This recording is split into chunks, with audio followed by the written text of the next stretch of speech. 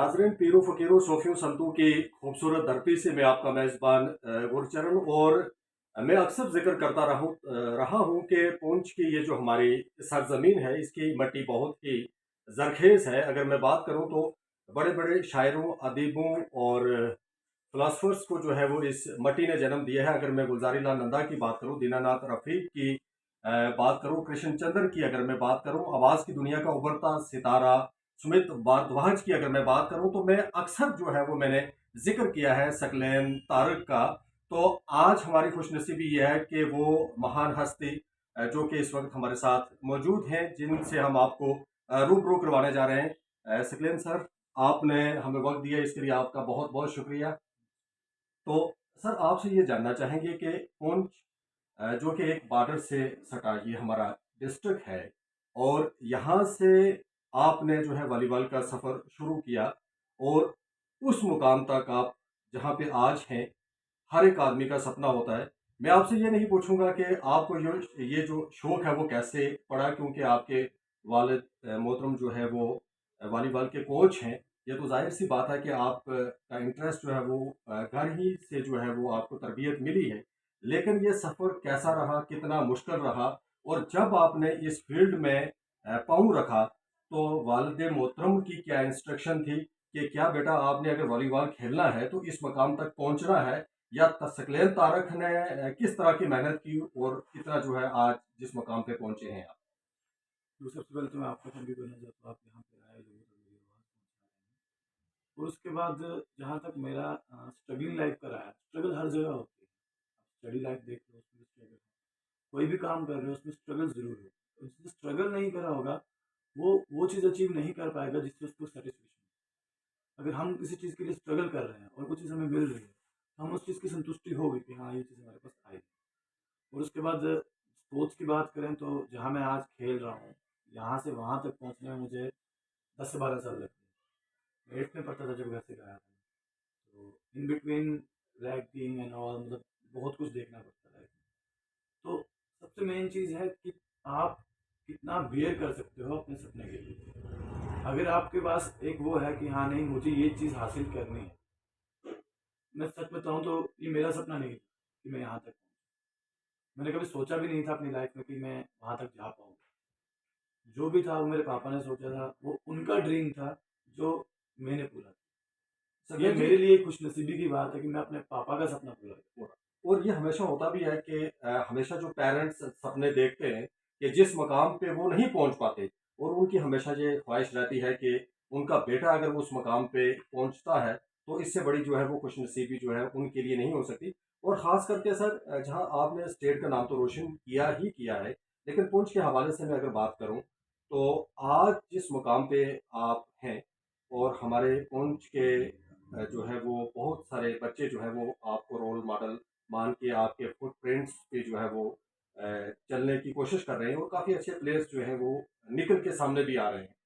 तो आपका ये जो सफ़र जो है जब यहाँ से शुरू हुआ, तो घर से तो आपको मोटिवेशन थी ही थी, और दोस्तों का साथ आपके साथ कैसा रहा, और वो कौन से लोग हैं जिनका एक बहुत अहम जो है वो किरदार रहा है आपको यहाँ तक लाने में? देखो देखो, मेरे फर्स्ट कोच तो मेरे पापा थे। उसके बाद मैं जहाँ यहाँ से पंजाब गया तो पहले मैं गया मस्त वहाँ सुरेंद्र सर थे, हमारे कोच। नारायण शर्मा सर थे, उनका भी बहुत अहम रोल। और सबसे मेन रोल रहा है हमारे बिल्ला कोच साहब हैं, वो खन्ना में है बिचारा में। वहाँ मैंने 9th 10th 11th 12th तो फर्स्ट ईयर वो मैंने वहाँ से किया। वो मेरी लाइफ के वो साल हैं जिनमें मैं बना हूँ, जो मैंने वहाँ पे बिताया। तो मैं उन कोच साहब का कभी, मतलब मैं एहसान नहीं कहेंगे, मैं एहसान नहीं चुका पाऊँगा कि जिन्होंने मुझे यहाँ तक पहुँचाया, जिन्होंने मुझे सपोर्ट की। पापा के फ्रेंड भी हैं वो, और मतलब वो उन्होंने बहुत मोटिवेट किया एक टाइम पे। उसके बाद फैमिली से इतनी सपोर्ट थी कि मुझे कुछ सोचा ही नहीं, मुझे कुछ माँगा ही नहीं किसी से। दोस्तों की बात रही तो दोस्तों ने हमेशा मोटिवेट किया। मेरे 3-4 से मतलब बहुत से दोस्त हैं, बट जितने भी हैं उन्होंने सब ने, जो स्पोर्ट्स के दोस्त हैं वो अलग, जो यहाँ के दोस्त हैं, जो स्टडी वाले, मतलब एक होता है माहौल। आप यहाँ मैं पहले स्टडी बेस थी, फिर वहाँ गया, वहाँ स्पोर्ट्स वाले दोस्त। तो जितने भी दोस्त बने हैं आज तक लाइफ में, तो एक होता है ना, आदमी को गलत आदमी नहीं मिलता। अगर तुम खुद सही हो तो तुम्हें अच्छा ही दोस्त मिलेगा। तो वो मेरे साथ हुआ। तो सकलैन जी, एक बात आपसे मैं जानना चाहूँगा कि हर कैटेगरी में आप खेले हैं, अब आप इंडिया सीनियर में खेल रहे हैं, तो अब क्या महसूस कर रहे हैं आप? महसूस जब मैं 2014 में श्रीलंका गया था, कोलंबो में खेलने के लिए था, तब मैं एज़ अ कैप्टन गया था। तो जब मैं वहाँ से खेल के वापस आया तो पापा ने मुझे बोला, तो मैंने भी बात सुनी।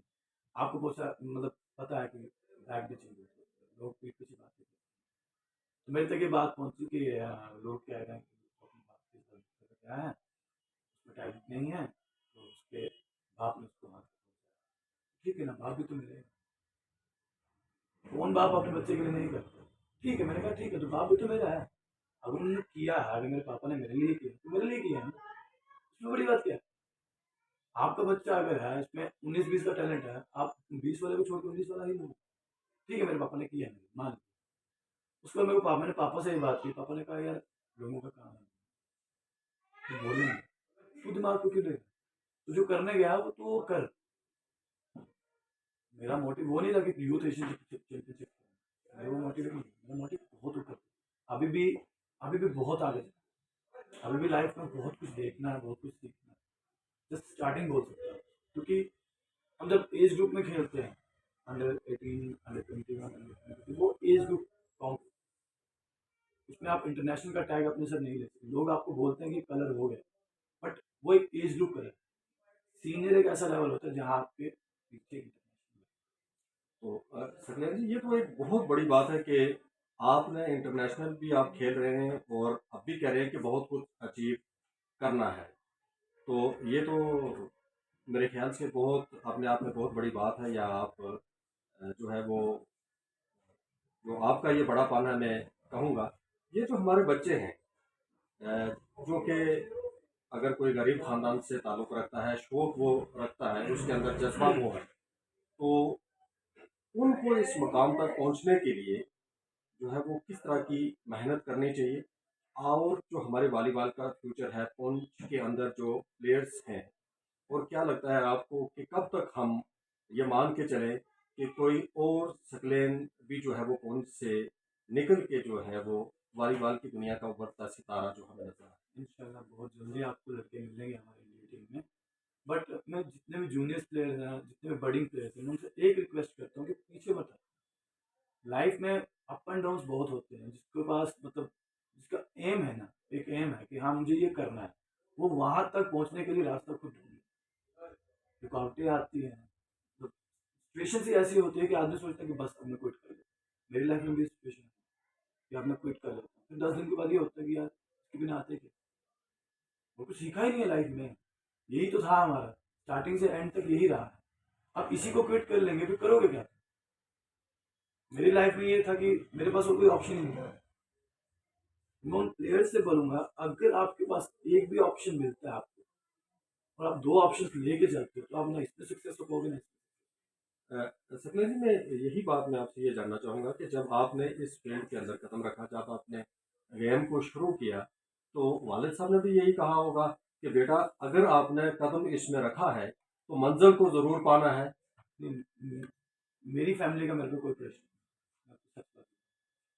क्योंकि मुझे मैं जैसे खेला हूँ, जैसे पहुंचा हूँ, मुझे पता भी नहीं चला। आपने अपनी ज़िम्मेदारी ये को घर वालों की मतलब बड़ों की दुआओं कर लो, भाइयों की दुआएं कर लो, बुजुर्गों की दुआ, आप जैसे लोगों की दुआओं की वजह से मैं वहाँ तक। अदरवाइज मेरा मेरा मतलब मैंने सोचा ही नहीं था कि मैं बीच में इन बिटवीन एक बार छोड़ के भाग गया। कि रैगिंग हम बोलते हैं, रैगिंग होती है, रैगिंग का कुछ भी नहीं है। ऐसी रैगिंग देखी है मैंने कि मैं मतलब हम रात को ना एक लोहे का बेंच होता है, हम बेड पे सोने के बजाय, रूम पे सोने के बजाय हम उस बेंच पे सोते थे। वो इसलिए कि हम रात को आराम से सो सकें। अगर हम रूम पे सो रहे हैं, हमें पता है किसी न किसी सीनियर ने आकर उठा लिया, वो चाहे उठा के कुछ नहीं करेगा, मारेगा भी नहीं, वो बोलेगा यहाँ बैठना पड़ेगा। आप रिप्लाई में क्वेश्चन भी नहीं पूछ सकते कि क्यों। वो एक हमारे हॉस्टल का रूल मान लो, या हमारे वहाँ पर मतलब सिस्टम ही ऐसा था, अगर बोल दिया वहाँ तो वहाँ, और टॉलरेंस पावर क्या आप? वो करना पड़ेगा। अगर आपको वहाँ पहुँचना है, अगर आपका एम है तो आपको करना पड़ेगा। सब कुछ आपको बर्दाश्त करना पड़ेगा। तो सकलेन जी, एक बात, अभी आप हाल ही में जो है वो टोक्यो खेल के आए हैं अभी अभी, तो इसके बारे में ज़रा आप बताएं किस तरह का एक्सपीरियंस रहा? फॉरनर्स के साथ आप वहाँ पे खेले, और जब आप वहाँ पे खेल रहे थे तो आपके ज़हन में ये जो पुंछ का ग्राउंड, ये जो पुंछ का माहौल, ये भी ज़हन में आता होगा और फ़ख्र महसूस करते होंगे कि आज जो है मैं इंडियन टीम का हिस्सा हूँ और जो है वो मेरी मेहनत रंग लाई है। तो उस वक़्त आपके ज़हन में क्या चल रहा था? और जो हम जो फ़ॉरेनर के जो प्लेयर्स हैं, उनमें और हमारे इंडियंस प्लेयर में जो है वो किस तरह से आप जो उनका वो तालमेल और वो कैसा रहा आपका एक्सपीरियंस? अगर आप फॉरेनर प्लेयर्स और इंडियन प्लेयर्स कंपेयर करोगे, तो अगर इंडिविजुअली कंपेयर करोगे, हमारे प्लेयर्स उनसे कहीं गुना ऊपर। अगर आप इंडिविजुअली एक प्लेयर को स्ट्रक्चर ले लो, स्ट्रेंथ ले लो, पावर ले लो, फिजिक तो माशाल्लाह बहुत बड़ा। अगर इंडिविजुअली चेक कर रहे हो, बट इन बिटवीन जब गेम की बात आ जाती है, टीम गेम की बात आ जाती है, वहाँ हम कहीं ना कहीं पिछड़ जा रहे हैं। क्योंकि वो एक कैंपिंग रूटीन होती है प्लेयर्स की। हम 2 महीने के कैंप में हम फिजिकली फिट हो पा रहे हैं, बट जो बॉल के साथ कॉम्बिनेशन, जो हमारा टीम कॉम्बिनेशन चाहिए, वो कहीं ना कहीं लिटिल बिट मिस हो जाता है। और पिछले कुछ सालों से एक्चुअली थोड़ी प्रॉब्लम्स भी चल रही है हमारी फेडरेशन में। तो उसकी वजह से थोड़ा सा मतलब एक्सपोजर कम मिल रहा है प्लेयर्स को बाहर खेलना। कोविड भी एक हाँ, एक रीज़न कोविड है। सबसे बड़ा मेन रीजन ये भी था, क्योंकि पिछले 2 साल से कुछ भी नहीं किया था हम लोगों ने। बाहर के प्लेयर्स जो थे, जो बाहर की टीम थी, वो एक्सपोजर खेल रही थी। वो जैसे ईरान जापान चले गए हफ्ते के लिए मैच खेलने के लिए, टेस्ट मैच होते हैं, तो वहाँ कतर स्लोवेनिया चली गई, ऐसे वो मैचेस खेलते हैं। हमारे पास वो कोई ऑप्शन नहीं।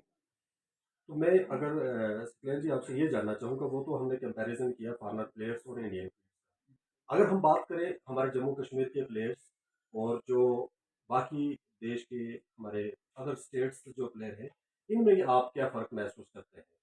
इनमें से एक छोटा सा फर्क है इंफ्रास्ट्रक्चर। हमारे प्लेयर्स किसी से कम नहीं, किसी से भी नहीं। मैं लिख के दे रहा हूँ। आप मुझे 1 साल टीम दे दो, चाहे जूनियर टीम दे दो, 1 साल टीम दो, 1 साल मुझे इंफ्रास्ट्रक्चर दे दो, मुझे वो प्लेयर्स दे दो जो मुझे चाहिए 1 साल। और मुझे आप मतलब एक जो मुझे चाहिए वो मुझे इक्विपमेंट्स दे दो, मैं आपको मेडल ला के दे दूंगा। इतना टैलेंट है हमारे जीवन में। लेकिन कमी है सिर्फ़ कमी है इंफ्रास्ट्रक्चर। इंफ्रास्ट्रक्चर की, कैंपिंग की। जैसे हमारे स्पोर्ट्स काउंसिल है, मैं उनसे भी रिक्वेस्ट करता हूँ कि प्लीज़ कैंप्स लगाएं, प्लेयर्स को मोटिवेट करें। जितने टूर्नामेंट्स होंगे, जितना प्लेयर को खेलने का मौका मिलेगा ना, उतना ही प्लेयर उभरता है। अब जितना एक्सपीरियंस खेलने से कम मिलता है आपको, उतना बैठ के देख के नहीं मिलता। आप खेलोगे, सीखोगे, बाहर जाके मैच खेलोगे, टेस्ट मैच खेलोगे, लोगों के साथ सीखोगे, कुछ ना कुछ अडॉप्ट करता है प्लेयर। हम डेली प्रैक्टिस करते हैं, हम डेली प्रैक्टिस सेम होती है, सेम प्रैक्टिस होती है हमारी। मान लो हमारी डेली प्रैक्टिस सेम है, एक ही रूटीन हम अडॉप्ट कर रहे हैं। वो क्यों कर रहे हैं? तो परफेक्शन आएगी ना। अब डेली एक ही चीज़ हम कर रहे हैं, उसमें परफेक्शन तो आएगी आएगी। तो वो चीज़ प्लेयर को चाहिए लाइफ। अगर हम किसी चीज़ में मतलब हम कबड्डी की टीम लगा रहे हैं, कोई भी टीम, हमारी लोकल कबड्डी कितनी बड़ी है ये आप भी जानते हैं। हमारे JNK में हर गांव गांव में लोकल टीम है कबड्डी की। हमारे पूंछ में ही देख लो, कहीं से भी आप लड़का उठाओ कबड्डी के लिए। आगे क्यों नहीं खेल पा रहे? क्योंकि इंफ्रास्ट्रक्चर नहीं, प्लेयर्स के पास जॉब नहीं है। जॉब का सबसे बड़ा मुद्दा प्लेयर भाग रहा है स्पोर्ट्स। JNK में एक भी ऐसा डिपार्टमेंट बता दो जो स्पोर्ट्स की अलग से वैकेंसी निकालता है, एक भी डिपार्टमेंट नहीं। प्लेयर कहाँ से आएंगे? कहाँ से प्लेयर स्टेप उठाएंगे कि हम तो स्पोर्ट्स में जाएं? अब ये हालात हैं कि जो प्लेयर्स भी हैं, जो अच्छे खेलने वाले प्लेयर्स भी, वो भी ये सोचते हैं कि फिटनेस के लिए खेल लेते हैं, बाकी स्टडी पे फोकस करते हैं और जॉब लेते हैं। क्योंकि जॉब मेन है। अब सारी जिंदगी आप ऐसे फरार की तरह घूम तो नहीं सकते। जॉब चाहिए प्लेयर को। हमारा प्लेयर अगर कोई प्रोफेशनल प्लेयर है, पर मंथ उसका 20,000 रुपये खर्च है, सिर्फ उसका अपनी डाइट का। मल्टीविटामिन है, प्रोटीन है, और खाना है, मतलब जो डाइट है हमारी, हर प्लेयर का 20,000 रुपये खर्चा है अपना। वो कहाँ से प्लेयर पूरा करे? JNK में मुझे एक डिपार्टमेंट बता दो जो प्लेयर्स को जॉब दे, जिसे ऑफर करा हो या कोई वैकेंसी अलग से निकाली, किसी भी डिपार्टमेंट में, पुलिस है, मतलब कोई भी डिपार्टमेंट लगा, एक भी वैकेंसी नहीं। कहाँ से प्लेयर आए? पुलिस है, उसमें SPO लेते हैं। प्लेयर का कैरियर होता है 5 साल, 6 साल, पीक का कैरियर होता है। और पुलिस में 3 साल तो SPO रह जाता है। SPO की कितनी सैलरी होती है? 5,000, 10,000, 15,000। उसमें वो घर वालों को पालेगा या खुद की लाइफ में? आप एक्सपेक्ट कर रहे हो प्लेयर्स से कि हमें मेडल दो, हमने तुम्हें जॉब दी है, हमें खेल के दो। पर कहाँ से खेल के देगा प्लेयर जब उसके पास खुद ही नहीं कुछ? आप जब तक प्लेयर को मोटिवेट नहीं करोगे, जब तक प्लेयर को कंपटीशन नहीं दोगे, जब तक प्लेयर को आप ऊपर नहीं उठाओगे, मतलब प्लेयर फेम जो है ना सर, फेम कहीं से कहीं पहुंचा देगी। अगर आप एक उस चीज़ के भूखे होगे ना कि यार मुझे वहाँ दिखना है, तो आप कहीं भी जा सकते हो। मैं जे में जितने भी डिपार्टमेंट्स हैं, स्पोर्ट्स काउंसिल है, वॉलीबॉल फेडरेशन है, एसोसिएशन है हमारे, मैं सबसे यही रिक्वेस्ट करता हूँ कि जितना भी हो सके डिपार्टमेंट्स के साथ कोलैबोरेट करके जॉब की वैकेंसी निकालें। ये नहीं कि वॉलीबॉल की, वो अभी बहुत से स्पोर्ट्स टीम्स होंगी, टीम्स आपस में भिड़ेंगी तभी तो कंपटीशन आएगा। तो अब हम अपने डिस्ट्रिक्ट से खेल रहे हैं, कोई अपने डिस्ट्रिक्ट से खेल रहा है, सब अपने अपने डिस्ट्रिक्ट के स्टार है। वहां जाके एक क्लिक करता है कि नहीं क्लिक करता है, वो वहीं से घर आता है, वो तो वहीं खत्म हो जाता है, वो उसी लेवल तक रहता है। अगर डेवलप करना प्लेयर तब उठेगा जब उसको आगे दिखेगा मुझे कि मेरा फ्यूचर है। अब मुझे जॉब दिख रही है कि मैं वहां अगर खेलता हूँ तो मुझे वहां जॉब मिलेगा, तो मैं क्यों नहीं खेलूंगा। मुझे पैसा दिख रहा है, मुझे जॉब दिख रही है, मुझे फेम दिख रही है, मुझे नाम दिख रहा है वहाँ पे, मेरा वहां पे नाम है। मैं आज अगर नेशनल में अच्छा परफॉर्म कर रहा हूँ, मुझे कल पुलिस डिपार्टमेंट भाई मतलब कांस्टेबल रखेगा, ट्रैक कांस्टेबल, एसपीओ, तो मतलब 5,000 10,000 सैलरी, वो तो मतलब दुकान पे भी लग के कमा सकता है। एक कांस्टेबल है, मैं क्यों नहीं परफॉर्म करूँ। बहुत गुड। तो सकलेन जी, मैं ये जानना चाहूँगा कि अब ये जो है आजकल आप पुंछ के अंदर हैं, और जिन चीज़ों का आपने जिक्र किया है ये बात आपकी बिल्कुल जायज़ है, और इंफ्रास्ट्रक्चर की कमी तो है, इसमें कोई दो राय की बात नहीं है। लेकिन जो हमारे प्लेयर्स, जो बडिंग प्लेयर्स की आपने बात की है, इनके लिए सकलेन तारक जो कि आज इंडियन टीम का हिस्सा है, उनकी तरफ से क्या जो है वो मैसेज रहेगा? मेरा मैसेज यही है उनसे कि प्लीज़ अपने अपने एम से फोकस मत हटाएं। जितना भी हो सके, जितना भी आपको लाइफ में अगर कहीं भी सीखने का मौका मिलता है तो आप सीखें, चाहे वो आपसे छोटा है चाहे वो आपसे बड़ा है। सबसे हंस के मिलिए, सबसे मिलजुल के लिए, क्योंकि जिंदगी का कुछ पता नहीं। अभी कोविड में ही देख लो क्या से क्या हो गया, अभी तक भी लोग स्टेबल नहीं हो पाए हैं कोविड में। तो जितना भी हो सके अपना टाइम खुद पे स्पेंड करो, अपनी फैमिलीज के साथ स्पेंड करो, अपना जो आपका एम है उस पर focus thank you so much sir. तो नाजरीन, ये थे हमारे सितारे जो कि ना सिर्फ जम्मू कश्मीर के अंदर बल्कि पूरे हिंदुस्तान के अंदर इनका एक नाम है, और इनका बड़ा खूबसूरत ये मैसेज कि जो ज़िंदगी है वो जिंदा दिली का नाम है। और जब भी किसी से मिलो, प्यार से मिलो, इखलाक से मिलो, ना जाने किस मोड़ पे जो है वो ज़िंदगी की शाम हो जाए। कुल मिला के जो है हमारी बातचीत सकलेन तारक से जो रही है, और इसमें एक चीज़ का मिलाल हमें भी ज़रूर होता है कि हमारे पास वो सब चीज़ है, वो टैलेंट की कमी हमारे पास नहीं है। लेकिन अफ़सोस का मुकाम ये है कि हमारे पास वो इंफ्रास्ट्रक्चर नहीं है, जिसकी बुनियाद पे जो है हमारे बच्चे जो हैं वो आगे निकल पाएँगे, और हमारे पुंछ का, रियासत जम्मू व कश्मीर का और हिंदुस्तान का नाम रोशन कर पाएँ। तारक जी, एक बार फिर से आपका बहुत-बहुत शुक्रिया।